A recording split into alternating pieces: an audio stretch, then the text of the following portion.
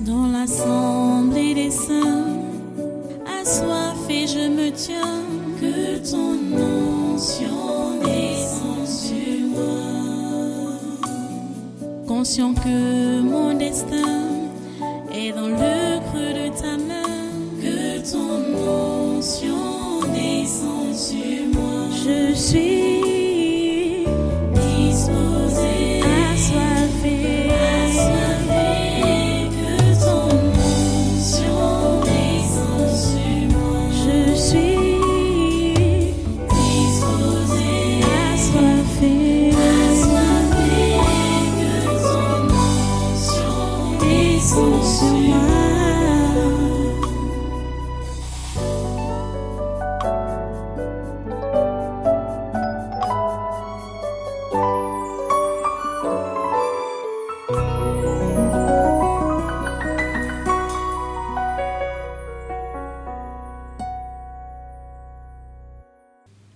Et vous savez quoi? Après le dimanche, du Seigneur, il y a 4 jours là, quand on a fini la prière, les 2 téléphones qu'on avait retenus, je peux les appeler les 2 jeunes dames, dont les deux femmes, on a pris leur téléphone. Vous les considérez comme les enfants. Mais ce sont des femmes, et ce sont des femmes, des responsables qui peuvent prendre leur vie en main et qui ont décidé de prendre leur vie en main depuis très longtemps. Elles ont décidé de prendre leur vie en main.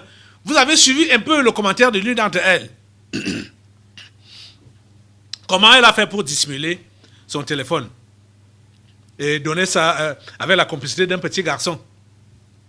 Parce qu'elle savait les mauvaises choses qui étaient dans ce téléphone-là. La communication n'a même pas fini d'exploiter ça. On m'a fait le rapport après le recul que ces 2 jeunes dames sont venues arracher leur téléphone et partir. Malgré le fait que... Et même, on a même voulu les poursuivre avec la moto. J'ai dit, mais vous perdiez même votre temps. Poursuivre quoi? Ce genre de gestes-là montre tout. Vous voyez? L'une d'entre elles travaillait à l'usine du ministère, dans l'entreprise du ministère. Le lendemain, qui était lundi, elle ne s'est même pas présentée à l'usine parce qu'elle avait, sachant que le geste qu'elle a posé là, du moins elle a préparé, bon, vous avez compris son intervention. Comment dire que quand on a dit vous a donné vos C, elle a pris son C, pam pam, c'était parti, machin, tout ça là. Donc c'est quelqu'un qui n'était plus avec le Seigneur depuis longtemps et qui était même là comme un agent, pas comme, elle était agent du diable ici au tabernacle. Parce que la plupart des gens avec qui elle entrait en contact, c'était pour les influencer négativement. C'est ça qu'elle faisait. Ce n'est que aujourd'hui que d'autres personnes, du moins une nouvelle même recrue, là-bas dans l'entreprise où elle travaillait, m'écrit pour me dire comment elle avait commencé à vouloir l'entraîner dans sa mauvaise vie, à lui raconter ses mauvaises, c'est-à-dire ses randonnées, ses histoires, machin, tout ça là. Elle a reprimé pour ça là, et quand la nouvelle recrue l'a reprimé pour son mauvais comportement, elle l'a considérée comme une traîtresse et ne voulait plus collaborer avec elle. Vous comprenez? Donc, ça veut dire qu'elle était elle avait une mission. Elle avait une mission. Mon Dieu. Vous avez suivi même déjà ses propos lors du jour qu'on devait prendre le téléphone. Comment elle a travaillé avec le petit garçon qui a pris son téléphone. Vous voyez? Elle-même a compris que, du moins, elle a pris sa décision. Mais Dieu a seulement voulu juste que ce soit lors de ce séminaire. Comme je vous dis que je pressentais ça, qu'il devait avoir des radiations. Parce que tous ceux-là qui ne veulent pas travailler pour Dieu, ils travaillent contre Dieu. Jésus a dit, celui qui n'est pas avec moi est contre moi. Et celui qui n'assemble pas disperse.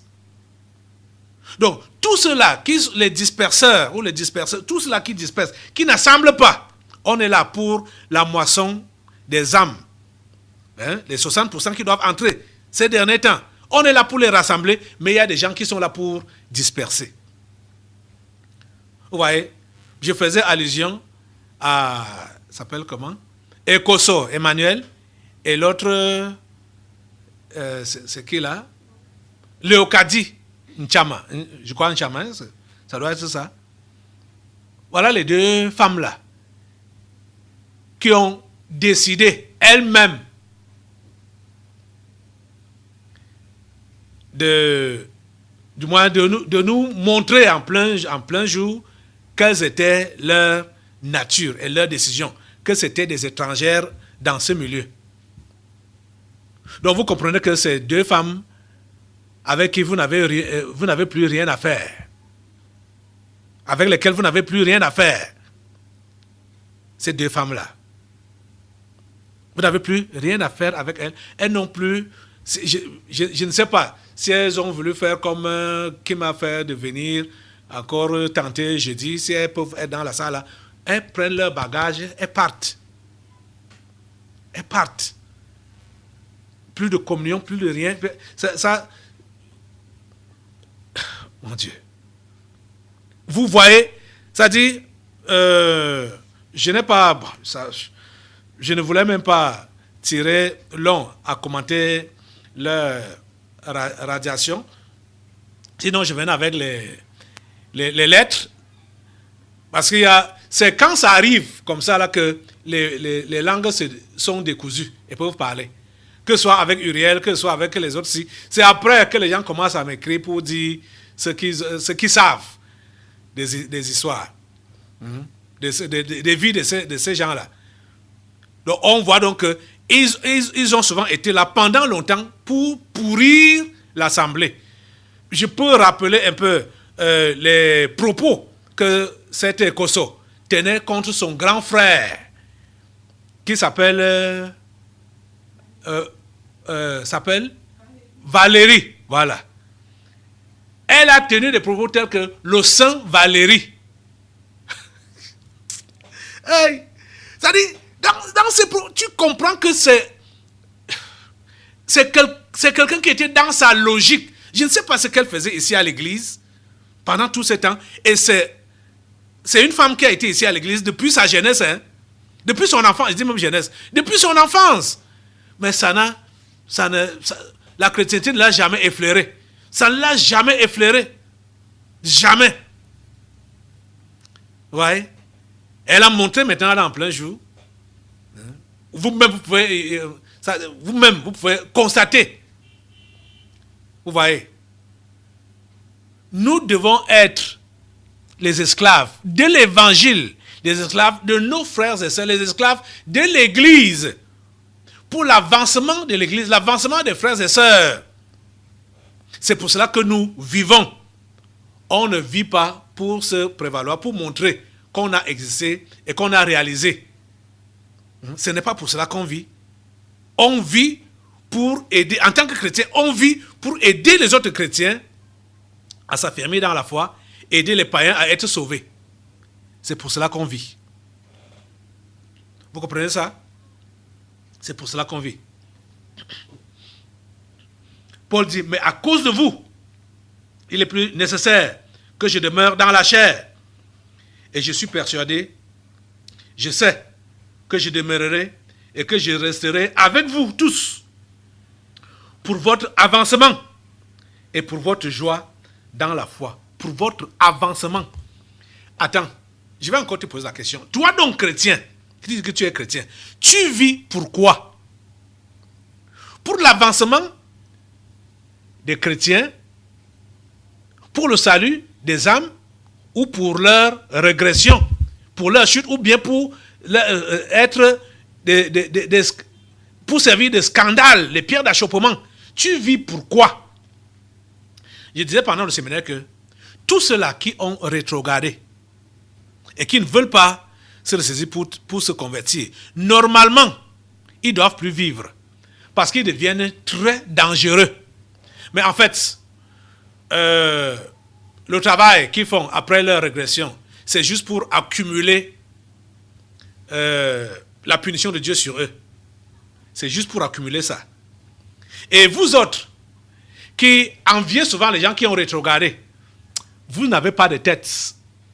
Vous ne réfléchissez pas, vous ne comprenez rien.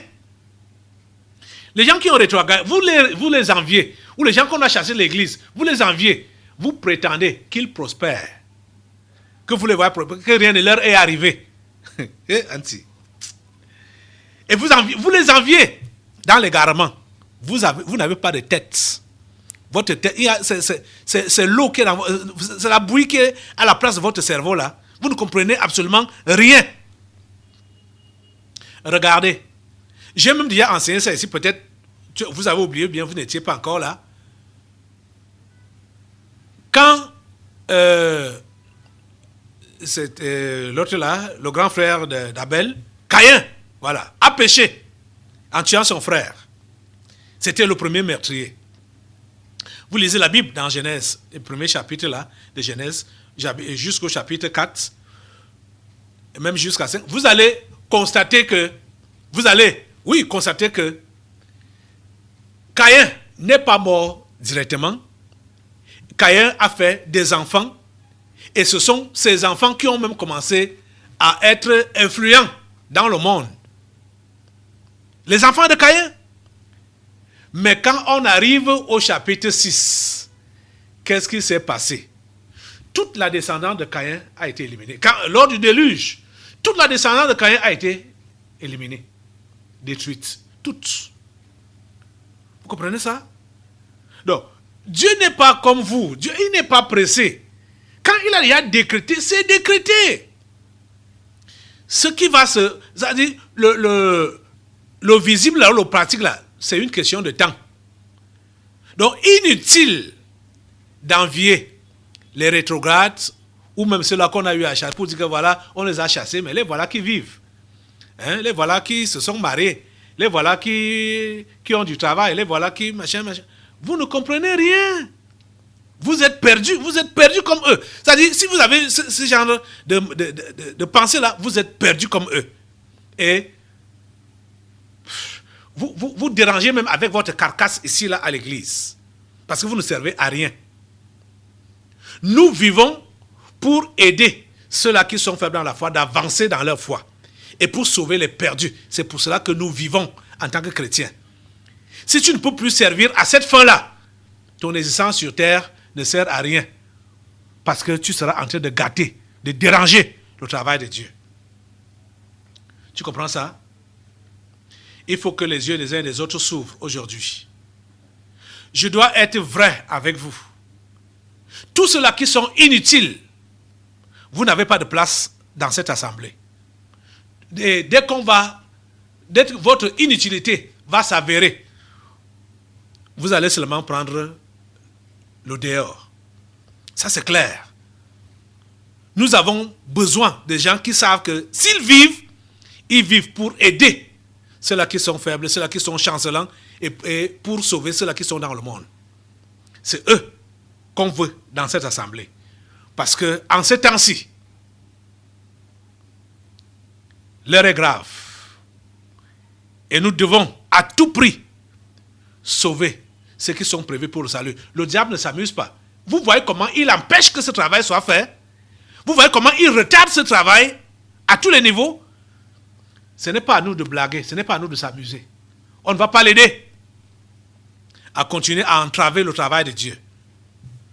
Avec des éléments comme vous, des traîtres ou des traîtresses comme vous. Levez-vous sur vos deux pieds maintenant là. Et vous devez prendre cette résolution que votre vie, à partir de maintenant là, n'est plus la vôtre, c'est la vie de Christ. Et vivez la vie de Christ pour faire le travail de Christ, pour sa gloire. Décidez-vous de vivre pour sa gloire. Décidez-vous de vivre pour sa gloire. Ce matin, décidez-vous de vivre pour la gloire de Christ. et de vivre pour votre frère, pour votre sœur, et pour le païen qui est encore dans le monde, et qui est prévu pour le salut, de vivre pour le sauver, par votre témoignage. Seigneur, aide ces gens, aide chacun à se décider, aide chacun à comprendre ceux-là qui sont devenus tes enfants, aide-les à comprendre, qui ne vivent plus pour eux-mêmes, mais qui doivent vivre pour toi, qui est mort et ressuscité pour eux. De tout donner, tout ce qui est à leur pouvoir, pour que ton évangile prospère. Ô Dieu, s'il te plaît, agis dans leur vie, au nom puissant de Jésus. J'ai prié. Amen. Amen. Merci Seigneur. Assois-toi. Nous allons passer maintenant aux délivrances prophétiques. Dans l'assemblée des saints, assoiffé je me tiens, que ton onction descende sur moi.